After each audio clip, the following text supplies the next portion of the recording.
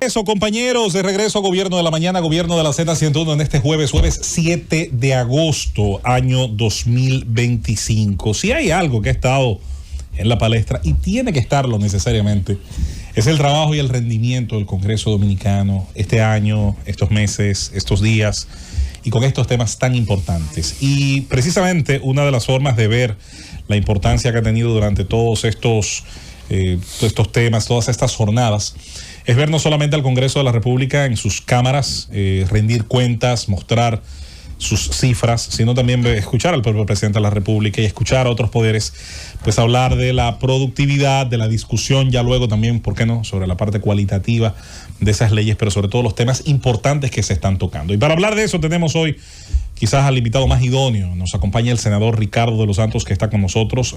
Ricardo es, además de un servidor público electo directamente por el pueblo dominicano en su provincia, es también, pues, para nosotros uno de esos servidores públicos que es aliado de la comunicación, de los medios de comunicación y de la Z101 muy especialmente. Buenos días, senador. Buenos días, Ricardo. Bienvenido a esta cabina siempre. Sí, gracias. Buenos días, José Luis. Saludar a Abel, a Fernando, a Diurca, Felipe, Manuel, Susana, mi amigo Rosendo Tavares y Julieta, que es una gran amiga, como son todos ustedes. Me siento como en mi casa, de verdad que sí. Lo dijo de memoria, en orden y sin mirar papelito. No, porque tú lo dijiste. Tú lo dijiste, un gran amigo de este programa. Yo me siento en familia con ustedes. Claro. Atención. Y nosotros,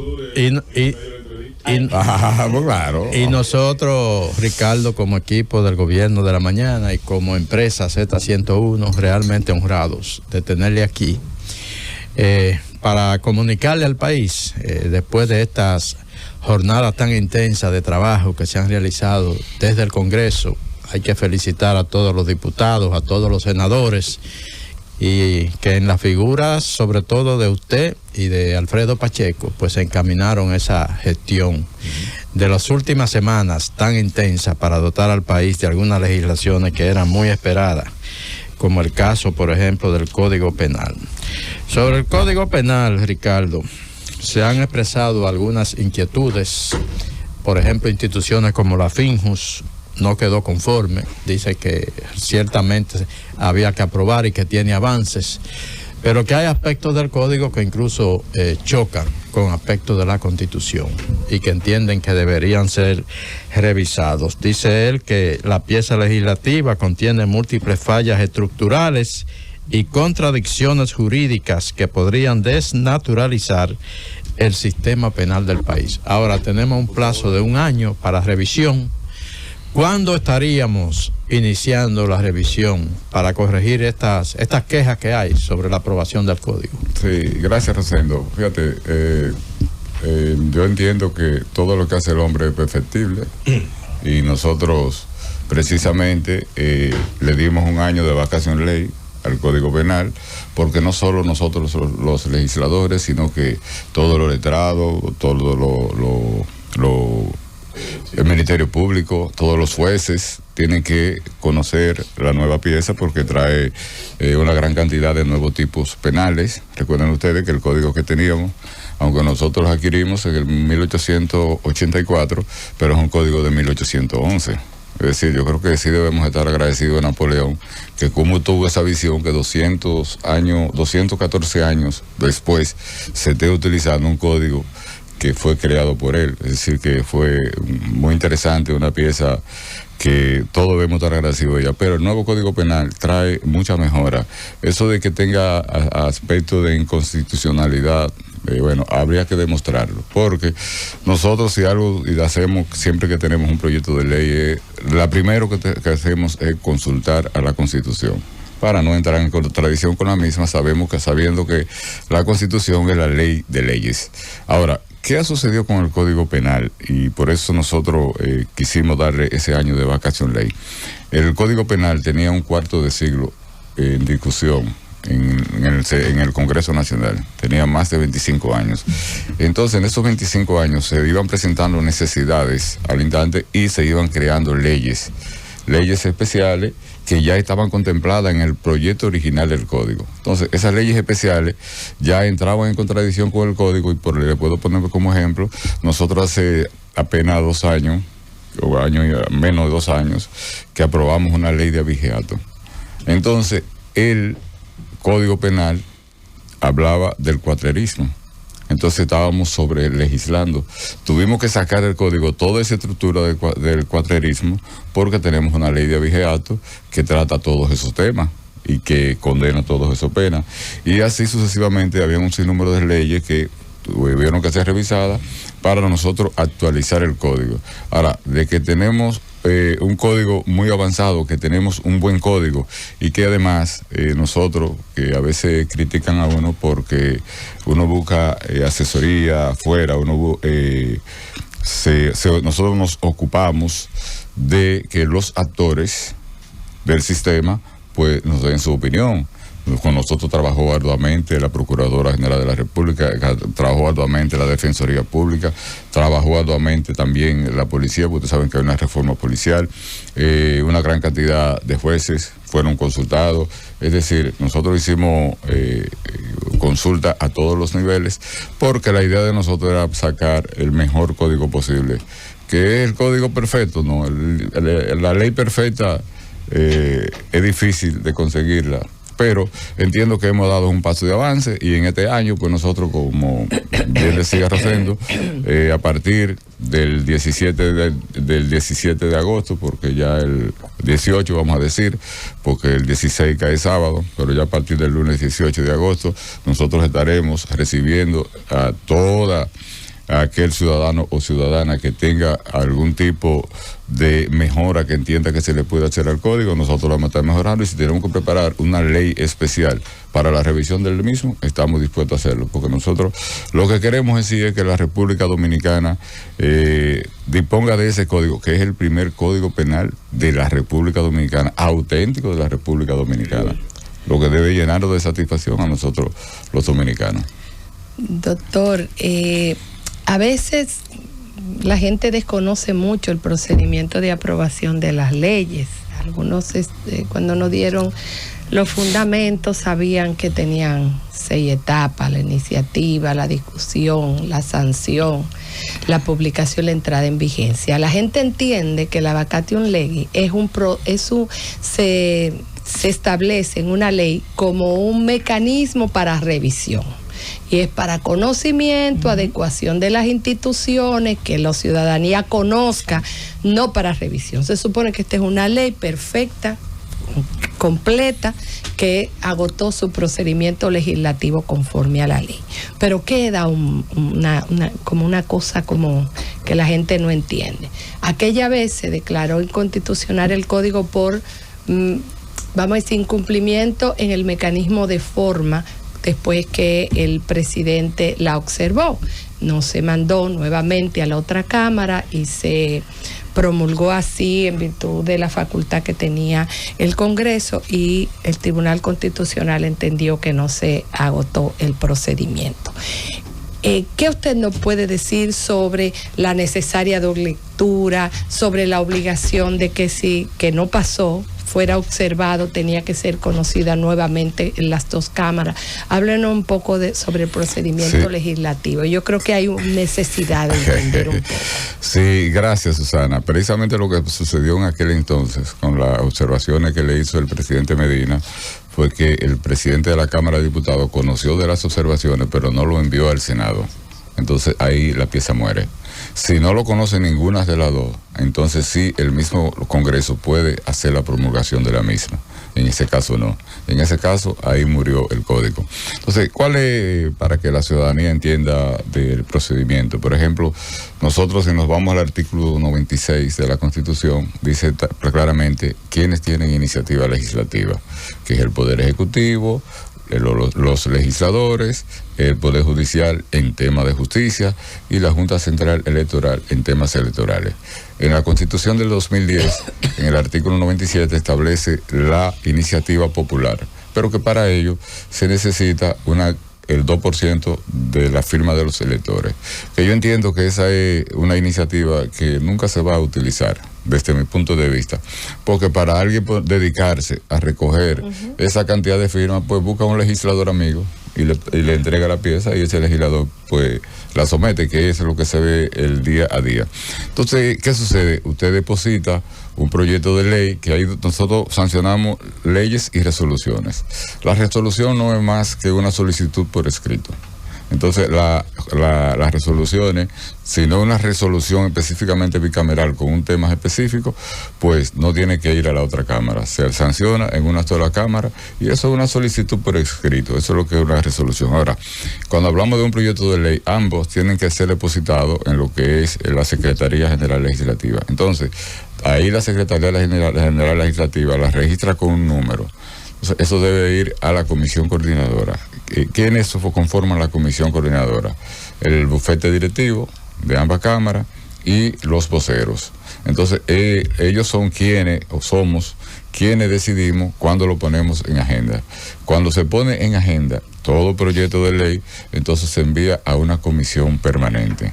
Ahora, si es un proyecto de ley como el Código Penal, nosotros no podemos tener una comisión permanente de Código Penal porque cuántos años, o de ninguna ley en específico. Ahora sí, nosotros tenemos comisiones que trabajan permanentemente en temas comunes, por ejemplo, Comisión de Medio Ambiente, Comisión de Asuntos Energéticos, Comisión de Obras Públicas, Justicia. 30 comisiones tenemos en el Senado, la Cámara de Diputados tiene 55 por la cantidad que son. Entonces, nosotros recibimos la materia prima en la comisión coordinadora. Esa comisión coordinadora lo envía al Pleno y el Pleno manda esa materia prima a comisiones. Entonces, las comisiones nos presentan a nosotros un producto preterminado, no terminado, no un producto final. ¿Qué sucede? Siempre que yo he escuchado hablar de primera y segunda lectura, eso a mí me ha chocado, como me pasé 3 años escuchando decir, vamos a someter liberal de lectura en primera lectura. Yo decía, Dios mío, ¿qué es esto? Porque la Constitución lo que establece es que cada proyecto de ley debe ser discutido en 2 ocasiones en diferentes cámaras.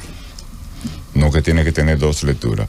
Porque inclusive cuando un proyecto de ley viene a llegar al Pleno, tanto del Senado como de la Cámara de Diputados, en las comisiones se ha leído no se sabe cuántas veces. Si yo les digo a ustedes que por ejemplo en el Código, habían ocasiones que yo participaba en la comisión como invitado, porque esa es otra facultad que tiene el legislador, que aún no siendo parte de una comisión, puede participar en toda la que él entienda. Participa con voz, pero sin voto. Quienes votan son los oficiales para la comisión, porque también, aparte de las comisiones permanentes, nosotros tenemos que estar construyendo comisiones bicamerales y comisiones especiales para temas específicos. Entonces, cuando la comisión termina su trabajo, rinde un informe al Pleno. Pero ya eso se ha leído minuciosamente, artículo por artículo, para la comisión rendir un informe sobre el proyecto. Ahora, cuando entra al Pleno, entra a una primera discusión, no a una primera lectura, como se entiende. Y seguido salen se libera en primera discusión, se puede liberar se puede liberar de lectura en primera discusión sin ningún tipo de problema. Y con la condición de que se va a leer en segunda discusión. Yo prefiero siempre leerlo en primera discusión para que los legisladores tengan el espacio de que si tienen algún tipo de moción de modificación, pues tener más espacio de estudiarlo, analizarlo en lo que llega a la segunda discusión y ahí se puedan presentar las modificaciones. Entonces, cuando se conoce en primera discusión, para ser conocido en segunda discusión, también lo establece la Constitución y el reglamento, debe tener un día por el medio. O sea, yo no puedo conocer un proyecto hoy si no lo declaro de urgencia. Si lo declaro de urgencia y le pasan 24 horas y no se conoció la urgencia, también se cae la urgencia. Entonces, se tiene que dejar un día por el medio. Cuando va a la segunda discusión, si no se leyó en primera discusión, pues se lee en segunda discusión íntegramente, pero ahí lo que la comisión ha presentado tampoco quiere decir que esa es la ley, porque puede surgir un sinnúmero de mociones de modificaciones. Por ejemplo, el informe que dio la comisión que estudió el Código Penal, nosotros lo leímos en primera discusión y cuando lo íbamos a conocer en segunda discusión le hicimos 162 modificaciones. Pero qué bueno que nosotros tenemos un Congreso bicameral para asegurarnos de sacar la mejor ley posible. Entonces, cuando nosotros los enviamos a la Cámara, ya con 162 modificaciones, la Cámara le hizo alrededor de 100 y algo de modificaciones de nuevo. Entonces, ahí retorna al Senado de la República y ahí nosotros reconocimos de las modificaciones que le hizo la Cámara de Diputados y ahí es que lo enviamos al Ejecutivo y se convierte en ley. Ahora, hay otros temas que hay que tomarlos en consideración. Por ejemplo, el tema nace en el Senado de la República, el Código Penal. Es aprobado en 2 discusiones. De ahí pasa a la Cámara de Diputados. La Cámara de Diputados le hace modificaciones. Si la Cámara de Diputados, las modificaciones que le hace, cuando llega al Congreso Nacional, cuando llega de nuevo al Senado, el Senado no acoge las modificaciones que le hizo la Cámara de Diputados, se lo devuelve a la Cámara de Diputados. Ahora bien, si la Cámara entiende que no, y no lo aprueba como se lo había enviado el Senado originalmente, entonces, ¿sabes lo que sucede ahí? Muere el proyecto. Vuelve a cero. Ahí el proyecto se da por terminado, porque ya agotó todos los pasos que debe agotar. Es decir, la dinámica del legislador. Es bueno que la sociedad se involucre, que conozca, porque la gente entiende, y a nosotros nos han visto siempre como que son vagos, porque la gente nada más ve las pequeñas horas de sesiones, pero el verdadero trabajo se hace en comisiones. Ahí es que verdaderamente se trabaja. Bueno, Susana tiene experiencia porque ha trabajado allá con nosotros en muchos proyectos y tiene mucho conocimiento de todos los pasos y todas las horas de trabajo en comisiones en cada proyecto de ley. Lo que a nosotros, y por eso yo siempre resalto el trabajo no solo de los legisladores. ¿Por qué? Porque nosotros también tenemos ahí un equipo técnico que trabaja con nosotros, un equipo técnico que trabaja día a día. Para la aprobación del código, nosotros tuvimos aproximadamente 2 semanas, las últimas 2 o 3 semanas, que nos íbamos a las 2 o 3 de la mañana todos los días. Inclusive en el código laboral hubo un error de transcripción y yo lo admití públicamente, pero por eso yo voy a tomar represalias, voy a cancelar a un empleado que me está trabajando hasta las 2 y las 3 de la mañana.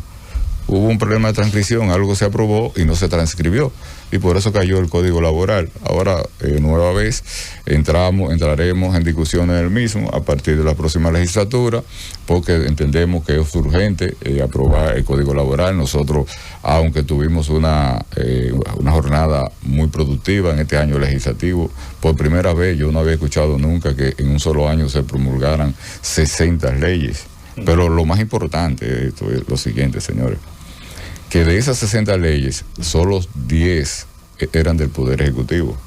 50 son iniciativas de los legisladores, lo que deja claro la separación de poderes, que la gente entiende también que el Congreso es un sello bomígrafo del Ejecutivo, y eso no es así. En esta ocasión nosotros acabamos de demostrar lo contrario. O sea, de 60 leyes promulgadas, 50 son de los legisladores, son de nosotros, y solo 10 del Poder Ejecutivo.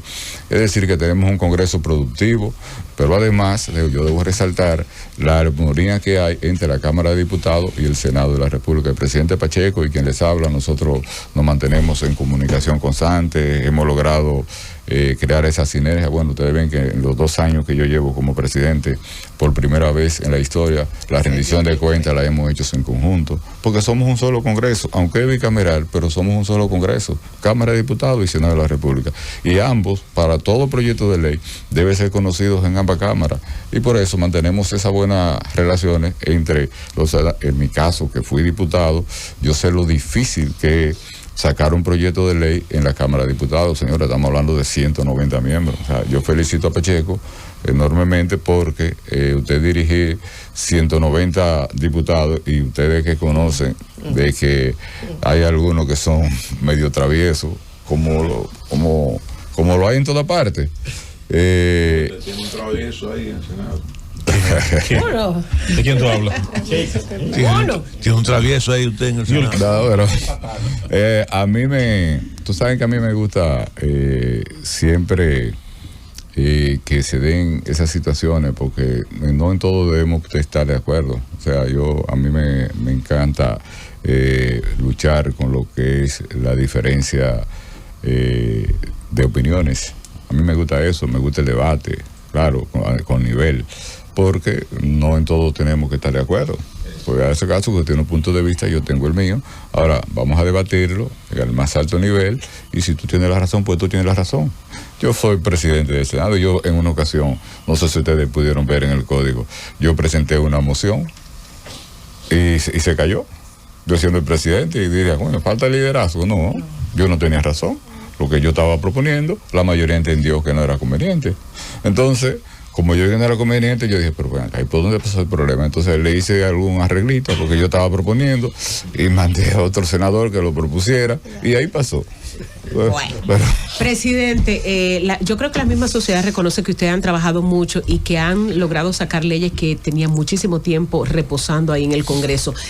En la próxima legislatura, en el próximo año, que es el que ustedes ahora, para el que están reconfirmados, ¿cuáles son los principales proyectos de leyes que representarán un reto para ustedes como legisladores y para nosotros como sociedad? Sí, eso es lo más importante, que cada día trae su propio afán y que el Congreso nunca en la vida terminará de trabajar, porque siempre habrá nuevas necesidades. Pero nosotros tenemos un orden de prioridades ahora mismo. Recuerden que les decía que el Código Laboral está consensuado en un 90-95%. Es algo que nosotros debemos sacarlo rápidamente del Congreso, pero también nosotros tenemos que trabajar el Código Procesal Penal ahora, que también nos dimos un tiempo hasta diciembre. Antes de diciembre nosotros tenemos que sacar el Código Procesal Penal.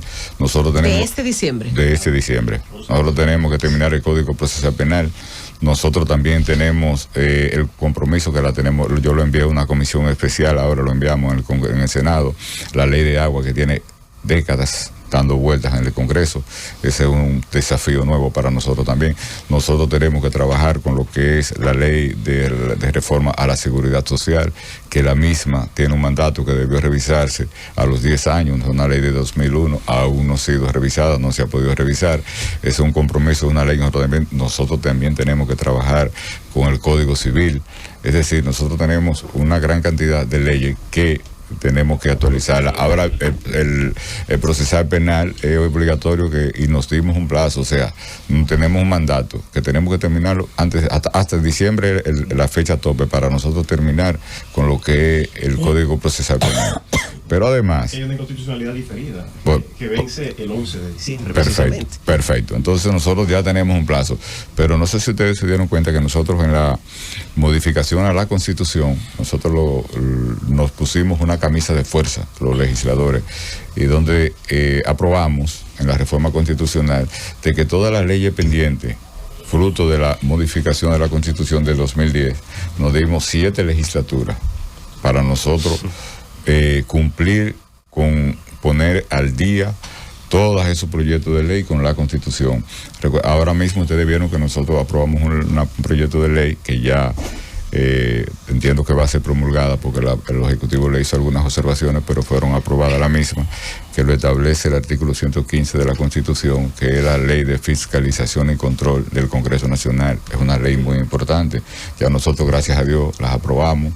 Esperamos la promulgación en 1 o 2 días, ahora en esta semana, en el tiempo hábil que tiene el presidente para el mismo, pero sabemos que va a ser promulgada. Nosotros también, ustedes vieron que en esta legislatura sacamos lo que es la ley que crea el Ministerio de Justicia, que era una figura nueva que tampoco existía. En fin, nosotros tuvimos que modificar la ley, precisamente por la modificación constitucional, la ley del Consejo Nacional de la Magistratura. Nosotros tuvimos que adecuarla porque la figura del Consejo Nacional de la Magistratura cambia, pero nosotros ahí en la modificación constitucional también logramos darle la autenticidad, la verdadera independencia que se necesitaba para el Ministerio Público, que todo el mundo decía, bueno, que el Ministerio Público Independiente ya tiene una forma de escogencia distinta a como se hacía antes, que era señalado por el presidente de la República. Es decir, nosotros tenemos por delante un gran reto, tenemos un gran desafío, eso nunca se detiene, pero debemos darles las gracias a Dios, del equipo colaboradores que tenemos en ambas cámaras, y que los legisladores, tanto los diputados como los senadores, se han entregado por completo. Yo debo decirle que todas las sesiones que se convocaron en el Senado de la República, todas se realizaron. No hubo una sesión que se cayera de que por falta de quórum, lo que significa que nuestros senadores están comprometidos con la causa y se han entregado de una forma que yo le he felicitado en varias ocasiones, porque la verdad es que entiendo que son hechos sin precedentes en la historia, y ustedes ven los avances que hemos podido lograr. Nosotros en el Senado aprobamos solo proyectos de ley en este año, fueron 117, de los cuales 60 se convirtieron en ley. Los demás, uno han perimido en la Cámara, uno los reintroduce de nuevo, porque les reitero, en la Cámara de Diputados aprobar un proyecto de ley no es tan fácil como en el Senado, porque en el Senado solo somos 32. Es mucho más fácil ponernos de acuerdo y concluir los trabajos. Ahora, en la Cámara de Diputados son 190, y el ser humano entiende que cuando no es lo que yo digo o lo que yo entiendo, lo que es mi convicción, a eso hay que discutirlo demasiado para poder concientizar a esa persona que no es lo que yo entienda. Y sino que la democracia es que entran los debates, y que Felipe tiene una propuesta, bueno, Abel tiene otra, pues vamos a discutirla, y el que se entienda por mayoría, que pueda convencer a la mayoría, pues esa es la que se aplica. Y les reitero, en la Cámara de Diputados no es tan fácil por la cantidad de diputados que son, a diferencia de nosotros en el Senado, que se nos hace mucho más fácil ponernos de acuerdo. Inclusive en el cuatrenio pasado, que había mayor presencia de la oposición, y a mí me correspondió dirigir el Senado en el año electoral, y yo me pasé mi año, miren, feliz de la vida, sin ningún ruido, sin ningún problema, porque me pude entender fácilmente con la oposición y logramos ponernos de acuerdo, que de eso es que se trata, de construir consenso. Señores, la vida se ha puesto tan compleja, y la vida nos lleva a que no hay forma de vivir tranquilo si no es sobre la base del consenso. Nosotros los que tenemos familia, yo siempre digo que hasta en la casa hay que construirse consenso, hasta con lo que se va a comer. Porque si hay una familia que tiene 7 miembros y no se hace un acuerdo de qué vamos a comer hoy, al final terminan haciendo 7 comidas diferentes. Así es, ingeniero. Así es, presidente. Sectores han dicho que este nuevo código penal es un código regresivo en cuanto a los derechos y la protección a las mujeres y niños en el país. Me gustaría saber cuál es su opinión al respecto y en qué punto se basan esos sectores para establecer esa, digamos que esa condición o cualidad regresiva. Muchos han dicho que es hasta retrógrado en cuanto a esos derechos. Pero yo lo que le invito a esos sectores que tienen esas opiniones a que lean el código, porque es que a veces somos muy dados a dar opinión por lo que nos dicen, por lo que escuchamos, y no nos dedicamos a leerlo. Señores, no hay mayor protección en ese código para que en ninguna legislatura, en ninguna ley, no hay mayor protección que la que tiene el nuevo código, lo que son niños, niñas, adolescentes y personas con vulnerabilidad, y en el caso específico, el caso especial también de las mujeres, porque antes se tipificaba como feminicidio solo cuando se producía la muerte de una mujer por razones sentimentales. Ya en el nuevo código, si una mujer muere, no importa la circunstancia que sea, eso es feminicidio. Y no importa que sea tu pareja, que no sea pareja, un hombre mató a una mujer, es un feminicidio, porque fue una mujer que mató. También se tipifica el feminicidio agravado. El feminicidio agravado es cuando se lleva a cabo en presencia de un niño, niña o de un adulto, de otra persona. Ya eso es agravado, te aumenta la pena. Pero también está tipificado el feminicidio conexo en el Código Penal. ¿Cuál es el edificio conexo? Bueno, un hombre salió con la intención de matar a una mujer y mató a otra. Error de tipo no sería. Sí, eso es homicidio conexo. O sea, Mató a la suegra. mató a la suegra, mató a la tía, mató a este. No, me refiero a error de tipo porque si tú fallas y matas a otro. Error de tipo. Sí, claro. Entonces mataste a otra. Entonces para eso tenemos condena de 20 a 30 años en la condensa. Pero ustedes saben que el feminicidio está condenado de 30 a 40. Y cuando es agravado, es cerrado 40 años. No hay un día menos. Son 40 años cuando es agravado, cuando tú coges delante de los niños, de personas, otra persona, y que tú mataste a una mujer. Entonces, en cuanto al caso de los niños, niñas y adolescentes, fíjense que en el caso de las violaciones, cuando se produce con un niño, niñas o adolescente o personas con vulnerabilidad, mi posición era que fuera imprescriptible, pero como en el país de nosotros no existe la cadena perpetua ni la pena de muerte, se le dio una prescripción cuando es niño o adolescente de 30 años.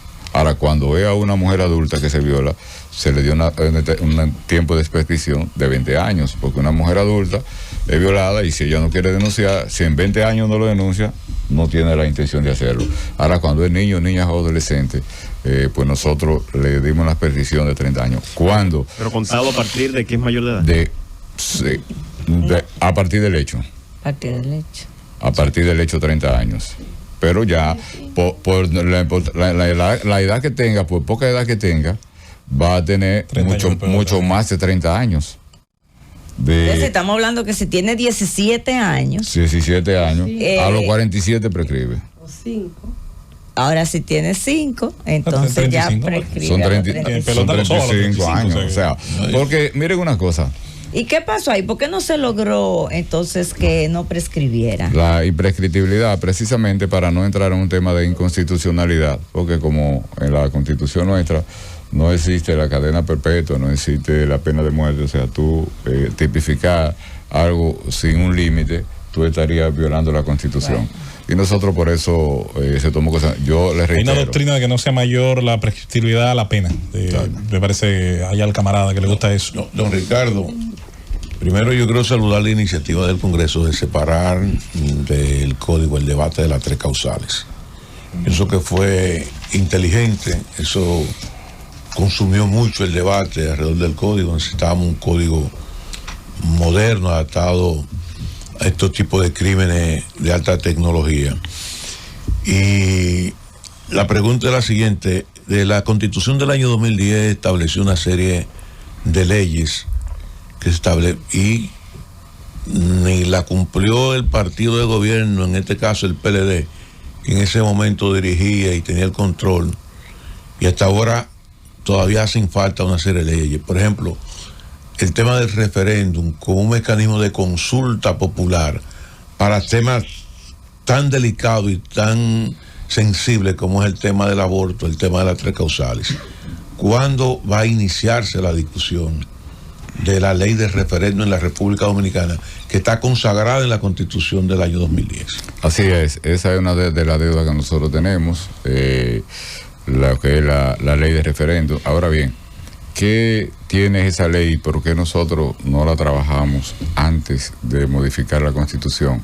Porque recuerden ustedes que la intención principal de la Constitución era poner verdaderos candados para que ningún presidente, que ningún gobernante llegue con la idea de perpetuarse en el poder. Entonces, la ley de referendo era una forma de que se pudiera perpetuar en el poder un presidente cualquiera, un mandatario que así lo entendiera, porque la ley de referendo habla claro de que solamente habla de un 30%, como está establecido en la Constitución. Entonces nosotros preferimos ponerle ese candado, porque ahora mismo solamente la ley que procure modificar la Constitución a los fines de beneficiarse el mandatario de turno, ya esa ley es inconstitucional. No es posible hacerlo, o sea, ya le pusimos los verdaderos candados. Entonces yo sí entiendo y creo en la ley de referéndum y nosotros la vamos a trabajar, porque precisamente el tema de las causales, que debo explicarle, el tema de las causales, que aunque la sociedad así no lo perciba, ya estamos hablando prácticamente de una causal de violación, incesto. No es como la gente está pensando, y es bueno que los interprete. El artículo 111 del nuevo Código Penal establece claramente que queda exime de condena cuando se produce un aborto porque la vida de la madre o del feto o de ambos peligra. Es decir, ahí tenemos dos causales. Me explico. ¿Por qué decimos de dos causales? Porque si la vida de la madre peligra, hay que practicar el aborto. Si la vida del feto peligra, hay que practicar el aborto. Entonces ahí entra una segunda causal, que es cuando el feto es incompatible con la vida. Entonces, si es incompatible con la vida, no es solo que peligra, sino que no hay forma de vida. Es decir, que en ese solo artículo, si ustedes se dan cuenta, hay dos causales. Es decir, que estamos hablando de una causal pendiente. Eso es bueno que la gente lo estudie, lo analice y lo interprete. Pero todas esas leyes, Felipe, como les decía, en la modificación que nosotros hicimos a la Constitución, nos dimos un plazo de 7 legislaturas y tenemos que cumplir con poner al día todo el marco regulatorio con la Constitución de la República. Presidente, gracias. Vamos a salir un poco del Senado de la República y de estos temas tan interesantes y vámonos para su provincia. Usted es el senador de la provincia de Oro. La provincia de Oro. La provincia de Oro, Sánchez Ramírez. Nosotros estuvimos allá en un programa especial y esperamos volver pronto, ¿verdad? Para estar con usted allá. Equipo completo para el senador del Senado. Para el presidente del Senado. Sí, esperamos estar pronto allá de nuevo en su provincia. Hay necesidades por cumplir en su provincia. Hay quejas de que el gobierno no ha tenido grandes obras. ¿Cuáles son las obras más necesarias en este momento para su provincia? Sí, gracias, Fernando, ¿verdad? Muy atinada y muy buena pregunta. Nuestra provincia aún tiene muchas necesidades y yo siempre he dicho que nosotros lo pudiéramos tomar como ejemplo, porque yo soy pro minería y lo he dicho siempre en todos los espacios. Y de ahí no me saca nadie, porque yo digo que sin la minería la vida del hombre sería invivible, a menos que no volvamos al tiempo de los taparrabos. Exactamente. Porque yo le pregunto a ustedes, ¿qué hay en este estudio en la que no intervenga la minería? Hasta con suero. Lo que sea, en lo que no intervenga la minería. La minería interviene en todo. Sí. Entonces, es cierto que hay necesidades. Nosotros siempre, por años, hemos estado en reclamo de un acueducto, porque además de la riqueza que se produce allí con el oro y la plata, tenemos el segundo lago más grande de agua dulce de las Antillas, que es precisamente la presa de Atillo, que ahora le agradezco infinitamente al presidente Abinader, que es una solicitud nuestra para ver cómo se desarrolla el ecoturismo en la provincia. Se está haciendo un corredor todo alrededor del lago, una construcción nueva, que eso va a dinamizar, porque de una forma u otra va a ver la posibilidad de que cualquier ciudadano o ciudadana de cualquier parte del país, todo bien, de cualquier parte, bienvenido, Rodríguez. Hay que pararse, porque vamos a saludar al jefe. Así que don Bienvenido Rodríguez accede a la cabina saludando al presidente del Senado, que es nuestro entrevistado. Y seguimos. Que si lo están tratando bien. No. Sí. Vele por nosotros. Adelante, Ricardo. Demasiado bien. Aparte un comunicador. Don Bienvenido, aquí nos encontramos como si fuéramos en nuestra casa. Esta es su casa. Muchas gracias, así es. Así me lo han demostrado. No tenemos quejas alguna. Así es. Saludar también a Aníbal Díaz. Ahí está, mi colega legislador, que se incorpora. Gracias, don Ricardo, y saludándolo a usted también en esta importante participación luego de la promesa cumplida del Código Penal. Así es. Y de esa rendición de cuentas, muchas felicidades. Gracias. Eso es el trabajo, eso es fruto del trabajo en equipo del que usted es parte. Así es. Nosotros, como le decía, trabajamos en equipos en el Congreso Nacional, y como nunca hay una armonía entre ambas cámaras, y que esperamos que eso se siga construyendo y se siga fortaleciendo. Entonces, Fernando, ese corredor del que le estoy hablando, que se está construyendo, viene a motivar el ecoturismo en la provincia de Sánchez Ramírez, porque mucha gente no conoce de la belleza de ese lago, y eso viene a ser un aporte significativo. Además, un reclamo que había de años en la provincia de Sánchez Ramírez, era de una extensión de la Universidad Autónoma de Santo Domingo de la UAS, porque nosotros tenemos una universidad rodante a miles de estudiantes que se trasladan a San Francisco de Macorís en autobuses, e inclusive en ocasiones han habido accidentes fatales donde han vuelto varios estudiantes en un solo accidente. Recuerdo que una vez venían en un camión abierto, en la parte de atrás una cantidad de estudiantes y una colisión con otro camión, y murieron varios estudiantes en ese momento. Entonces ya eso es una promesa hecha realidad. Yo entiendo que en menos de 2 meses ya estaremos inaugurando lo que es esa universidad. De igual forma, allá como estamos a la ciudad del Oro, se está construyendo el Museo del Oro en la provincia de Sánchez Ramírez, que esa construcción va un poco más lenta, pero otra obra de vital importancia que se está construyendo en la provincia de Sánchez Ramírez es un centro cívico donde se van a aglutinar todas las oficinas del Estado, es decir, que el ciudadano que necesite diferentes servicios lo va a encontrar todos en un solo lugar. Esa es una obra que también se está avanzando. Yo sueño con una obra cumbre en mi provincia, que es precisamente una vía que nos identifique y que nos dé la mayor facilidad de acceso a la comunicación con la capital y con Santiago, con los grandes mercados. Nosotros es algo que yo entiendo que con carácter de urgencia, que debemos buscar la manera de construir una circunvalación que uno pueda dejar a Piedra Blanca y a Maimón de lado y que haya una vía que te conecte directamente con Cotuí, porque eso sí vendría a desarrollar verdaderamente a la provincia de Sánchez Ramírez. Porque, por ejemplo, el tema zona franca, la zona franca, mientras más cerca de los puertos están, pues mucho más beneficioso para ellos es. Ahora, nosotros tenemos un parque de zona franca que debo decir que también por gestiones nuestras tenía 15 años cerrada, y antes de los 6 meses de la entrada del gobierno del presidente Abinader, pues se tomó la decisión y se reabrió. No tenemos la cantidad de trabajadores que deberíamos tener precisamente por esa causa, por el tema de la vía principal que no reúne las condiciones, y por eso yo digo que yo sueño con ver construido esa vía de acceso para que la provincia de Sánchez Ramírez alcance el desarrollo que verdaderamente necesita. Y les reitero, las provincias mineras, yo entiendo que deben prestársele mayor atención lo que son los gobiernos, porque aquellos que son antiminería, lo mejor es poder presentarle que haya un verdadero desarrollo en todas las provincias mineras, y eso motiva a que toda provincia que tenga algún tipo de mineral pues se preocupe, porque en vez de oponerse, se exploten esos recursos, que no se deje esa riqueza en el subsuelo, pero que ellos también sean parte y que ellos puedan disfrutar de esa riqueza. Yo entiendo que hay mucha deuda pendiente aún con la provincia, pero seguimos trabajando.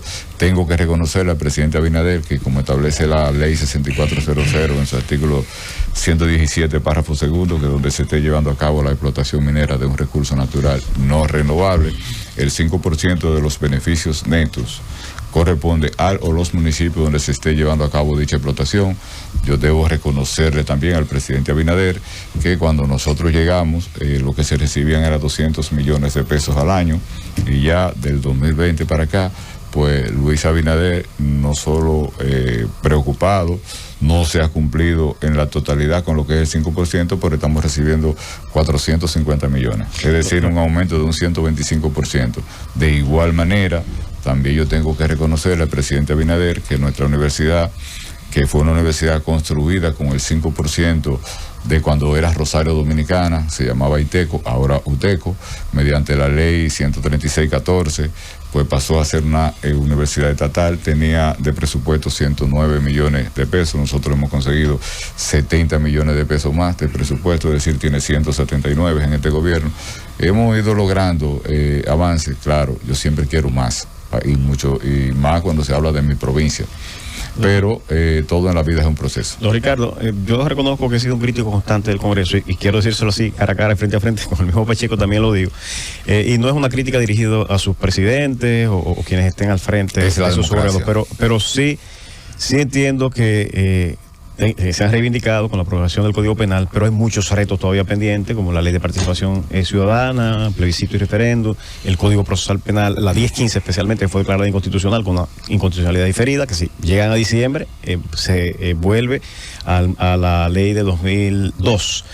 Y así una decena, aquellas que regulan el tema de la propiedad en la zona fronteriza, que es un tema bastante delicado. Se habla de que hay riesgos y demás con el tema fronterizo, pero no se asume la legislación apropiada. Bueno, hay muchos retos por delante que deben seguir asumiendo, pero también las críticas van por la deficiencia de algunas piezas legislativas, como es el caso de la ley que modifica la 225-20, la ley de residuos sólidos. A pesar de que órganos especializados como Procompetencia hizo observaciones muy puntuales y técnicas, se aprobó la ley en los mismos términos que estaba inicialmente y no se hizo caso de esas observaciones que plantea, por ejemplo, la instauración de prácticas monopólicas con la instalación de una sola procesadora o planta en cada una de las 10 regiones por las que se divide. Barreras de entrada y una serie de deficiencias que fueron debidamente observadas, fueron debidamente advertidas y al parecer no se le hizo caso a esas observaciones. En ese sentido quisiera saber por qué no se atiende ese tipo de posiciones técnicas que a veces se esgrimen desde los órganos técnicos del mismo Estado y se aprueban normativas que pudieran ser perjudiciales a largo plazo para el país. Sí, gracias, Manuel.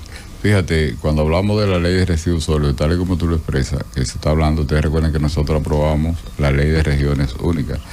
Cuando se habla de residuos sólidos y el coprocesamiento de esos residuos sólidos, yo me pregunto, ¿podría decir, y no lo hago de una forma despectiva, que por ejemplo en la provincia de Pedernales va a tener un gran desarrollo, pero aún no lo tiene? ¿En cuántos años se podría cubrir el costo de una planta procesadora instalada allí?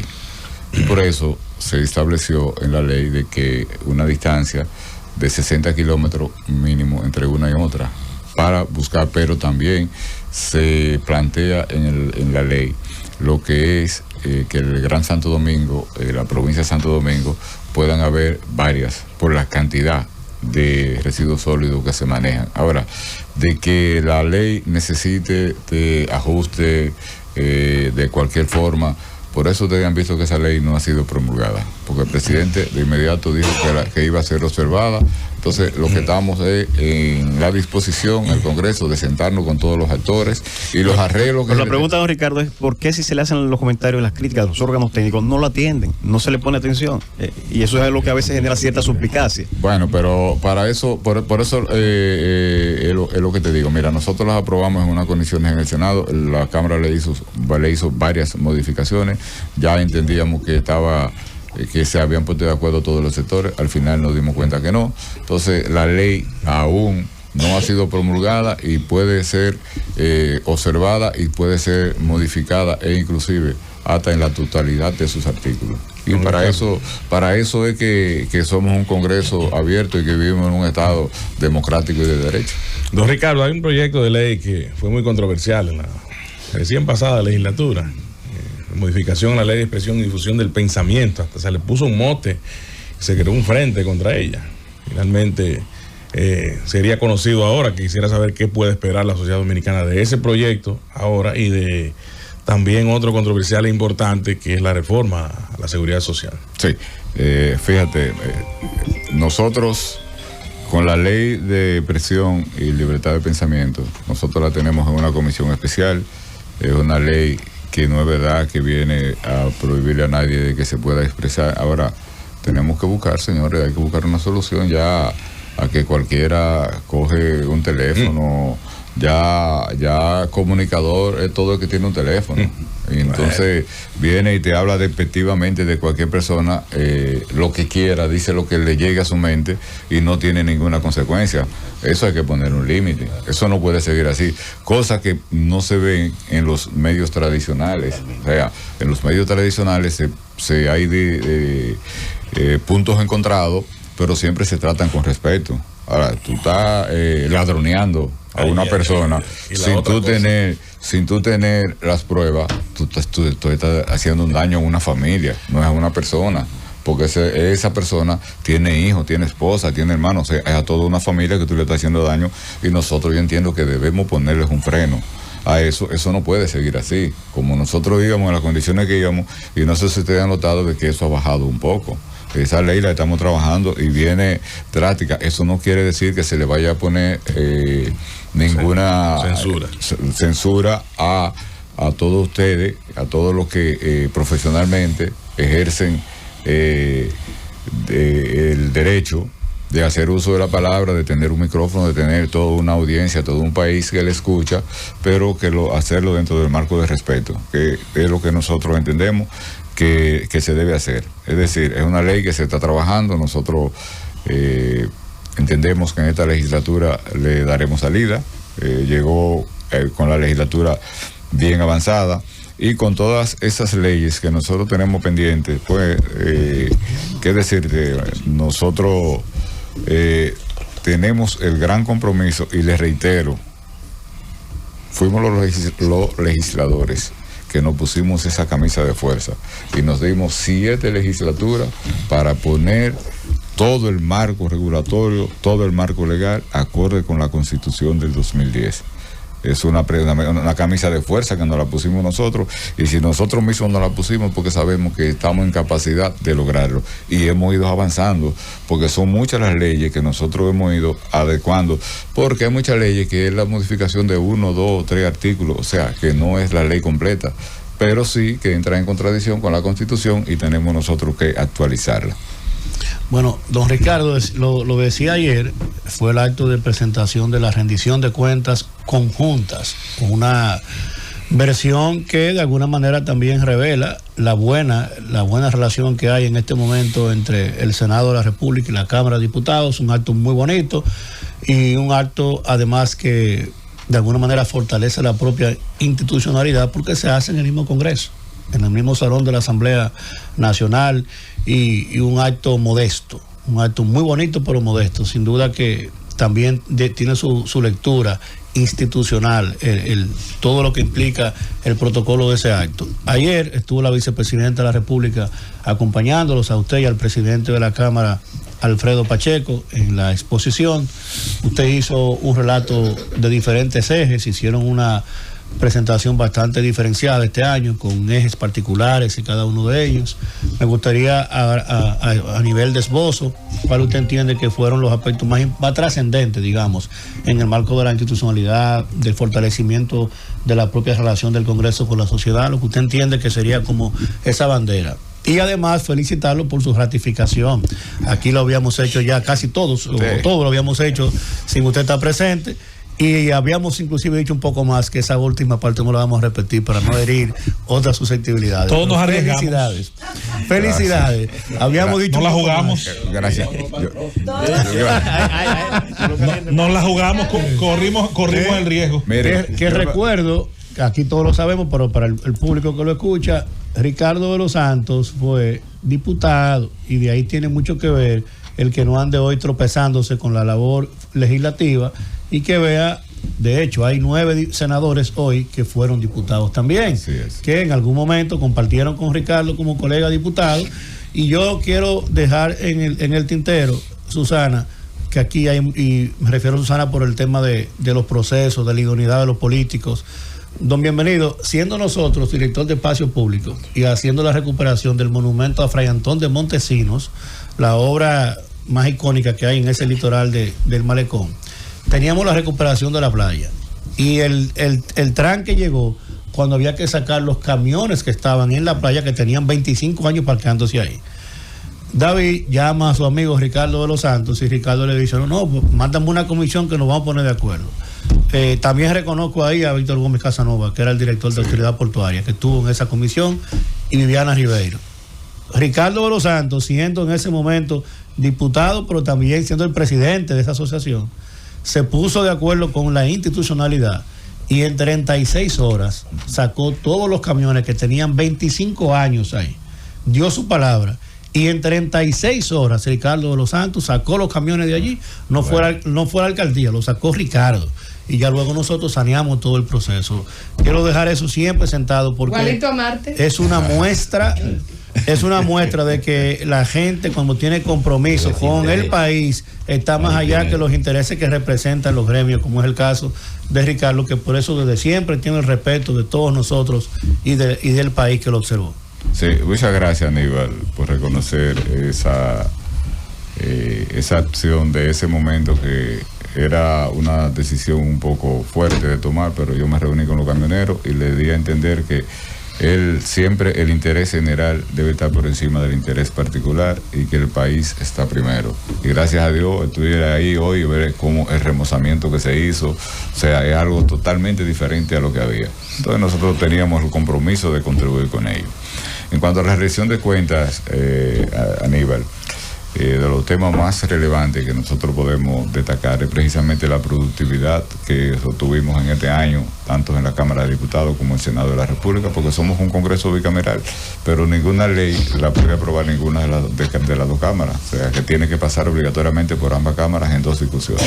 Entonces, ese avance es muy significativo. En el caso nuestro, hay algo que nosotros desde que llegamos al Senado de la República, a nosotros se nos hace mucho más fácil que a ustedes por la cantidad que son. Nosotros solo somos 32 y hemos llevado el Senado a diferentes provincias para que la ciudadanía pueda participar y pueda ver el trabajo que nosotros hacemos. Nosotros hemos sesionado en Puerto Plata, en la provincia de Duarte, en María Teresa Sánchez, en Espaillat, en Peravia, en El Ceibo, es decir, en una gran cantidad de provincias. Y este año pensábamos también llevar el Senado a nuevos espacios, pero además también nosotros, tanto la Cámara de Diputados como el Senado, le damos la oportunidad a la sociedad de que visiten el Congreso con un acto simbólico de diputados por un día o senador por un día. Entonces, esas visitas guiadas, no solo a estudiantes, sino a personalidades, a profesionales de diferentes áreas, van y conocen la experiencia y uno le explica los procesos en el Congreso y se van de ahí con otra visión de lo que es el Congreso Nacional. Pero además, algo que nosotros también tenemos que señalar como punto de avance es que nosotros nos hemos preocupado mucho, tanto el presidente Pacheco como quien les habla, por llevar a ese poder del Estado el mayor nivel de transparencia posible. Por ejemplo, nosotros en el Senado hemos adquirido el sistema Dynamic 365, es el número 1 en el mundo, que te da mayor facilidad de operatividad en lo que es el sistema financiero de la entidad. Nosotros recibimos en esta semana también la certificación, cumpliendo con los estándares internacionales de la norma ISO 9001-2015 en transparencia. Nosotros hemos logrado que la entidad que dirige doña Milagro, de integridad gubernamental y ética, nosotros hemos logrado una puntuación de 100% todos los meses de cumplimiento. Nosotros tenemos un Congreso abierto. Nosotros tenemos la oportunidad que tienen la ciudadanía de que puede entrar ahora mismo al CIR, como le llamamos, y ver en qué estatus está cualquier proyecto de ley. Si quiere opinar sobre el mismo, pues así tiene las puertas abiertas para hacerlo. Es decir, nosotros en la rendición de cuentas de ayer le presentamos al país de la forma que hemos venido trabajando, de la forma que hemos venido avanzando, del trabajo que hacen los legisladores, tanto los diputados como los senadores, el trabajo que allí se hace en favor del país. Y decía yo, Aníbal, que por primera vez en la historia, yo no conozco de ningún otro año legislativo que se hayan promulgado 60 leyes. Sí, y que de las 60 leyes promulgadas, 50 son de los legisladores, solo 10 del Poder Ejecutivo, lo que deja claro la separación de poderes. O sea, cómo se respeta la institucionalidad en este país. Que la gente entendía que el Congreso Nacional siempre ha sido un sello bomígrafo del Ejecutivo y se refieren por el tema de los préstamos. Señores, nosotros somos un país que tenemos cuántos años trabajando con un presupuesto deficitario. Entonces, definitivamente... Y eso se aprueba en cada ley de presupuesto, en cada año. Entonces, en la ley de presupuesto te establece esos préstamos cuando llegan. Ahora lo que se van sometiendo oportunamente de acuerdo con las necesidades que se vayan presentando. Senador, ya en la parte final que nos ha brindado un largo tiempo, y para que esa transparencia, precisamente que usted ha hablado y que Aníbal señalaba, el pueblo dominicano se lleve hoy esos datos, esos temas que usted ha señalado, ¿con qué equipo trabaja cada senador, qué número, porque la composición me imagino que puede variar de acuerdo a otros aspectos, con qué número de personas directas pagadas por el Senado de la República trabaja cada senador, cómo se componen esos equipos de trabajo y obviamente más o menos en cuánto sale para información del país un presupuesto anual de operación del Senado de la República. Sí, gracias, José Luis. Déjame decirte que primero debo dar las gracias porque la verdad que en este equipo quizás no sea elegante yo decirlo, pero siempre vi el apoyo como si fuera un comando de campaña mío. Una comisión especial. Una comisión especial. Pero no ahora en la reelección. No ahora, no. En los momentos más difíciles. En los momentos difíciles. Dice Felipe que un comando intermedio. Del comienzo. Un comando intermedio. Desde el inicio, de que ustedes conocieron nuestras aspiraciones, nos han apoyado y les agradecemos infinitamente a todos y cada uno de ustedes. Cada legislador tiene allí asesores en las comisiones a la que dirige, tiene comisiones, pero además también tiene un equipo técnico que se lo paga el Congreso en su oficina. Cada senador tiene una oficina y los técnicos que necesite, además de los técnicos del Senado que están siempre a disposición de los trabajos en comisiones, porque ustedes saben que tenemos un área de comisiones bien amplia donde hay técnicos muy preparados. Otra cosa que nosotros que se nos olvidó, o sea que debemos recordar, de que en el Congreso siempre las reuniones son grabadas, o sea, allí nada se hace, todo es en comisiones, todo se graba. Entonces nosotros en el Senado logramos implementar un sistema mucho más avanzado, porque lo que se usaba era normalmente una grabadora y de ahí una transcripción, ¿de acuerdo? Pero podía darse caso de que por una razón u otra fallara. Entonces nosotros instalamos, ya tenemos un salón preparado y vamos a seguir preparando los demás con un sistema que inmediatamente termina la reunión, te produce el acta. Antes, para un senador pedir un acta de una reunión, ustedes recuerdan a Iván Lorenzo, que en una ocasión se pronunciaba que tengo tanto tiempo, pero el proceso de transcripción era totalmente diferente. Ahora mismo se termina una reunión que se hace en ese salón con el sistema que implementamos ahí, y a los 5 o 10 minutos un senador, una senadora o alguien que participe dice, mira, yo quiero una copia del acta, danos 5 o 10 minutos, y inmediatamente le produce el acta de todo lo que ahí se trató. Es decir, que estamos avanzando en temas tecnológicos, que es algo que nosotros necesitamos, porque la tecnología va a una velocidad que es difícil de alcanzar. ¿Y la cifra por dónde andaría? Es difícil de alcanzar, es imposible. Yo no te puedo dar una cifra exacta, pero sí te puedo decir que nosotros nos escatimamos esfuerzos y que todos los recursos que se necesiten para el apoyo técnico de los senadores, para que sacar de allí la mejor ley posible, nosotros con eso no tenemos ningún inconveniente y le damos todo el apoyo necesario a los legisladores. Bueno, hemos llegado a las 9:50, el hombre venía hasta las 9:45, nos ha dado 5 minutos extras el senador.